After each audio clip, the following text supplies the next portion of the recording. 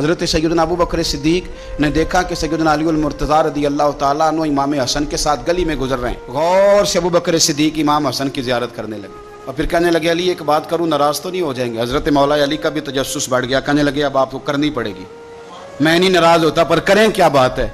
تو فرمانے لگے علی حسن کا چہرہ تیرے ساتھ تو بالکل بھی نہیں ملتا۔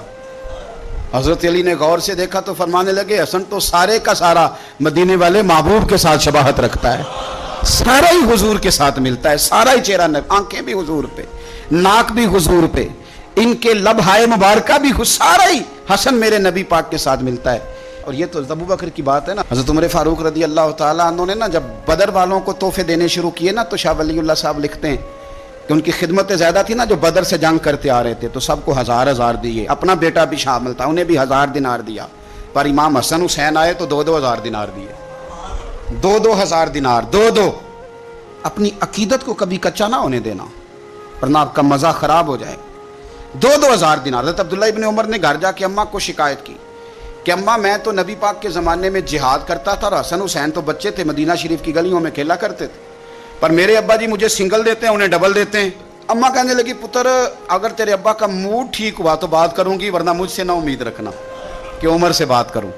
شام کو سیدنا فاروق اعظم رضی اللہ تعالیٰ عنہ تشریف لائے تو آپ کی اہلیہ نے نا موڈ اچھا دیکھا تو جناب عمر فاروق رضی اللہ تعالیٰ عنہ کی خدمت میں کہنے لگے چھوٹی سی بات کرنی تھی۔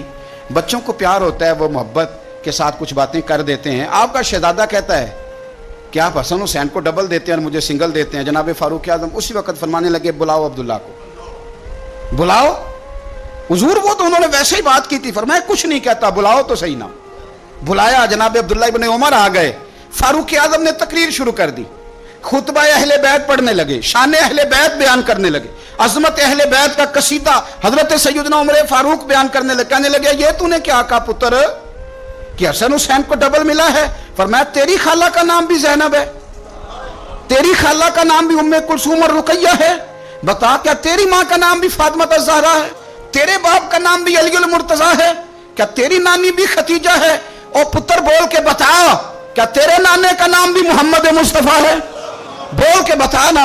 وہ کسی پنجابی کے شاعر نے امام حسن حسین کی بات کی تھی، اس نے کہا تھا باپ جنہاں دا کل ایمان بن کے لڑدا رہیا سی ہر میدان اندر۔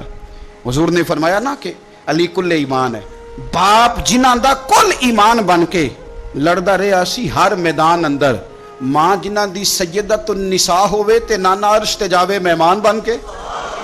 فرمانے لگے کہ کیا تیرے نانا کا نام بھی مصطفیٰ ہے؟ فرمانے لگے پتر سن، ان کے ساتھ کبھی مقابلہ نہ کرنا، تمہیں میں نے خدمت دیکھ کے دیا ہے اور انہیں میں نے نسبت دیکھ کے دیا ہے، انہیں نسبت دیکھ۔ یہ بات نہ چلتے چلتے مولا علی تک پہنچ گئی۔ حضرت علی بڑے راضی ہوئے کہ عمر نے یہ بات کی، بڑے راضی ہوئے، کہنے لگے ایسے تو نہیں نا میرے نبی نے فرمایا تھا کہ عمر جنتیوں کا چراغ ہے، عمر جنتیوں کا چراغ، ایسے تو نہیں کہا تھا۔ اب یہ بات حضرت عمر تک پہنچ گئی تو حضرت عمر مولا علی سے ملنے آگے، کہنے لگے آپ نے کہا ہے کہ میں جنتیوں کا چراغ ہوں؟ تو حضرت علی المرتضیٰ کہنے لگے میں نے کہا نہیں، میں نے حضور سے سن کے کہا ہے۔ تو حضرت عمر فاروق کہنے لگے پھر ذرا نا اپنی گارنٹی کے ساتھ مجھے یہ لکھ کے دے دیں، یعنی اپنی گارنٹی کے ساتھ، آپ گارنٹی کے ساتھ لکھ کے دے دیں۔